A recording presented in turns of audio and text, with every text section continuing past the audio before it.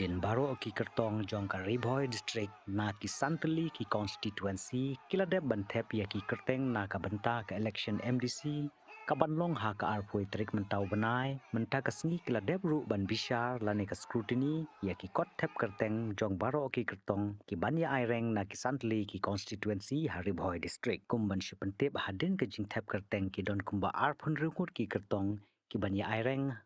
ha ke election MDC bat hadin ke jing bishar ya ki kot kisla jong baro arpun rungut ki kyrtong na ki Tylli ki Constituency Ri Bhoi om semdon basha kan tait bat baro kilayo ban yakun ha kan ke election ke banwan sha ka ying dorbar jong ka KHADC